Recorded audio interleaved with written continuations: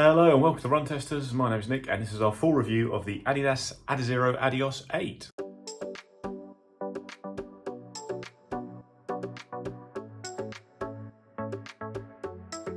Adios 8 is the latest version of the storied Adios line from Adidas. The early versions were among the very best racing shoes in the world. That's all changed a little bit with the carbon plate revolution, and this is now more of a fast trainer slash racer as opposed to something like the Adios Pro 3, which is Adidas's top of the range carbon racing shoe. It's a much cheaper shoe as a result of not being a maxed out carbon racing shoe. It's £120 in the UK, $130 in the US. It's a nice lightweight shoe weighing in at 217 grams or 7.65 ounces in my UK size 9. That's a fairly big drop in weight from the last couple of versions of the shoe. I last tested the Adios 6 and that was 246 grams or 8.6 ounces in my size. So nice drop in weight to make it a lighter, nimbler shoe. Biggest changes to the Adios 8 compared to its predecessors are the revamped midsole. It's still got Lightstrike EVA foam at the back and Lightstrike Pro at the forefoot, but this is now Lightstrike 2.0 at the back, which is a softer, lighter foam than the foam used on things like the Adios 6 and Adios 7.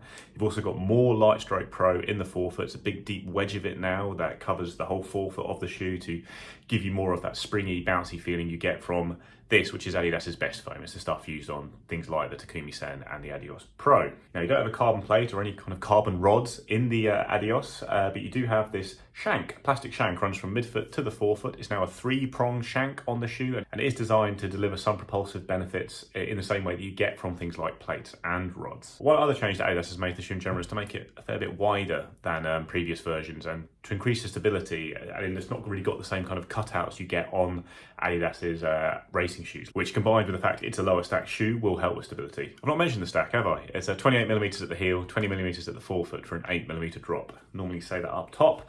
I've slipped it in halfway through this time. A little bit different, keep you guessing. The upper is a nice lightweight mesh material, very stripped back upper, more stripped back than the last couple of versions of the Adios. Really no cushioning at all at the back there, very flexible, minimal heel counter, a little bit of toe reinforcement, but not a lot. Upper in general is just designed to keep the shoe nice and lightweight, give you that racing feel on the foot. And then you've got a continental rubber outsole. Pretty good coverage there, I'd say though. Like forefoot coverage extends all the way back to the midfoot here. 2 big strips of rubber at the back. Has gripped very well for me. Would expect no problems with durability. It's a really good outsole and actually quite a good thick one given how lightweight the shoe is.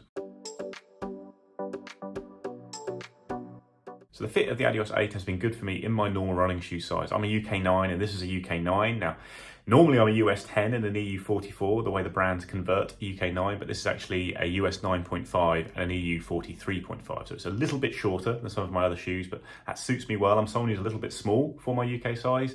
So the sizing of this hasn't been a problem. Like I said, it's a bit wider than the previous Adios models in the forefoot, but it's not that wide. I have quite a narrow foot. The fit of this shoe has always worked really well for me across the generations, and it still works well with the slightly wider design you've got here.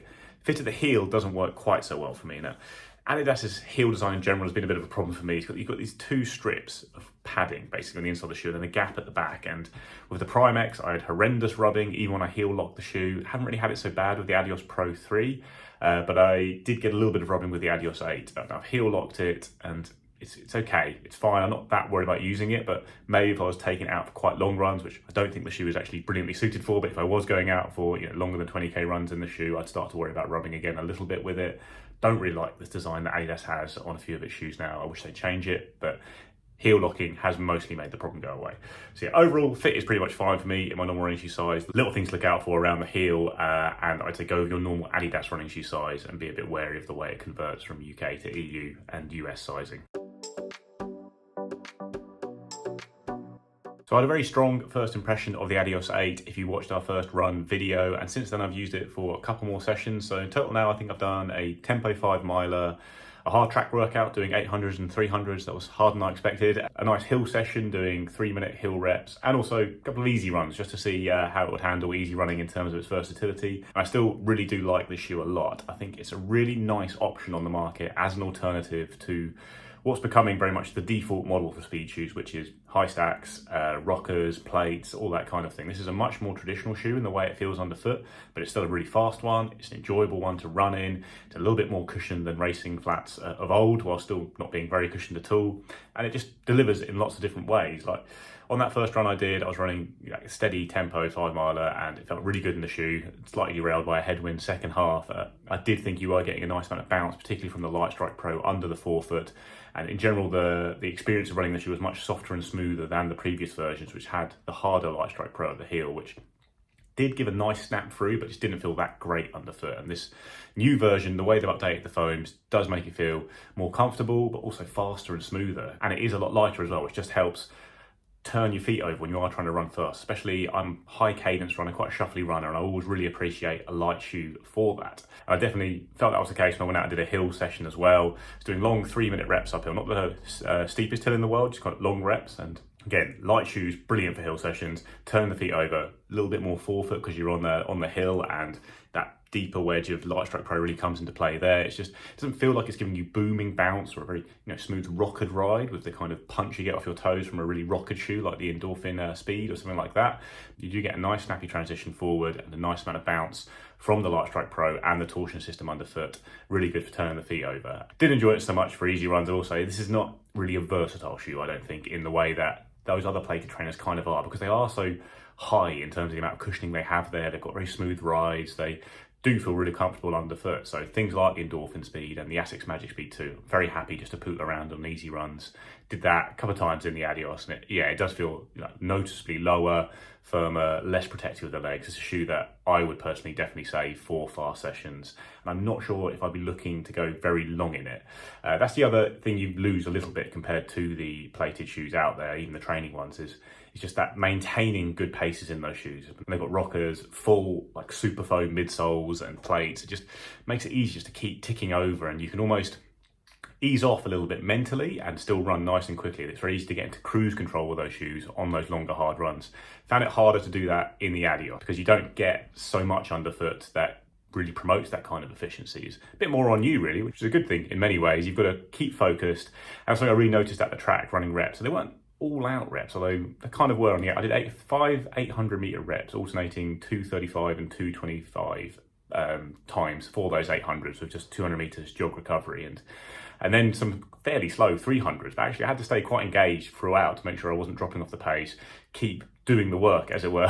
Whereas having done having used super shoes for my session last week, it felt like it just comes a lot easier when you are in those kind of shoes with those big stacks of foam. And that is obviously a bit of a negative and a plus to the Adios. Like, do you want the feeling of working a bit harder and pushing yourself, or still getting some of the benefits of the tech available on shoes here with this great foam and the torsion system underfoot? In which case, this is a really good option for that. Or do you want those sessions to feel really cruisy and controlled, and maybe push yourself to go a little bit faster because you are using these very impressive new shoes out there, and also you then bounce back a little bit quicker. So with things like the Endorphin Speed, the Magic Speed, and obviously the actual super shoes out there, one of the big benefits is that they protect the legs while also being lightning fast, and the next day you're bouncing around ready to go on another run. Doing workouts in the Adios, I did the track workout yesterday in this. I feel it in my legs. Like it's harder work for the calf and the Achilles and things like that. You're not getting so much assistance from things like rockers. And it's an interesting thing. I did see something recently. It was a very small pilot study showing that the adaptation benefits you get from using flats or even semi-flats like the Adios are greater than when you're using shoes that obviously are helping you a little bit biomechanically, these modern shoes.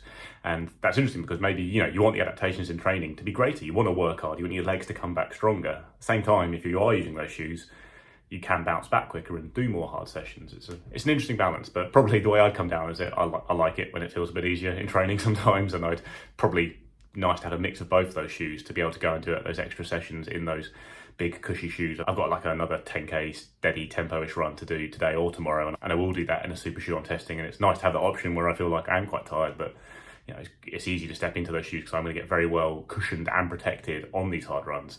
Same time, it's great fun to step into a shoe like the Adios, which is that lighter, that bit nimbler. So that's a really long digression, that, isn't it? But overall, I enjoyed doing the track workout in the shoe, but it certainly felt a little bit harder doing it than when I was picking up things like the Magic Speed or the Endorphin Speed. But that might come down to preference, whether you like that feeling. Let's go to the verdict. I've talked for ages. So the Adios 8, really good shoe, a really nice alternative to what's already on the market in the fast training category. I do think it's got to be viewed more as a fast trainer than a racer, just because the performance gains you get from using a shoe like the Adios Pro 3 are really noticeable, or even the Takumi Sen 8, if you like a slightly lower profile shoe. Same time, if you really will not use any of those kind of shoes, those 40mm soft squishy shoes that are unstable, or you don't like using plates, this is a really good option. I mean, semi-plate underfoot, this shank, but I think we've all allowed this technology. We all accepted the old Adios shoes with shanks as completely fine compared to carbon plate shoes. This is a really nice, more traditional alternative. Enough cushioning there that, you know, if I wasn't going to use a carbon shoe, this would be right up there as an option to go and race a marathon in. Really nice, light, snappy transition. Feels really good for a range of speed sessions. Just isn't that versatile in a way that some of the, you know, plated training shoes are, because they are so much cushier. And even though they are a lot more expensive, you probably get a little bit more bang for your buck on that front, in that if you do spend more and get something like the Endorphin Speed, you can use it for lots of different runs, and it's certainly better at going long.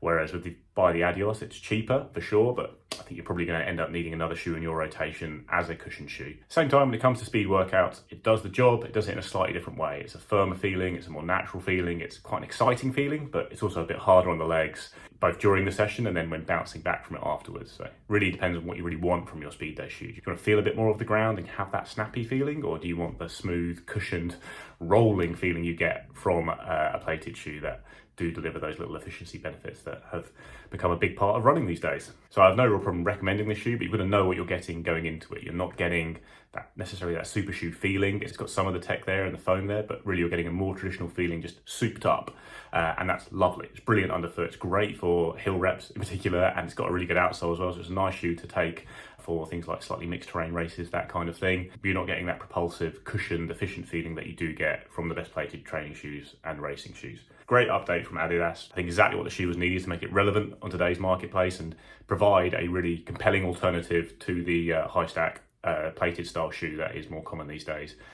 Probably I'll still use those shoes myself more often. In my rotation, I probably would go for something like the Magic Speed over this, just because it is that slightly different feeling. At the same time, it's a lovely option to have available if you have a very big rotation and don't mind splashing out on another shoe. It's the kind of shoe that also probably will drop below £100 quite quickly, I reckon, in sales.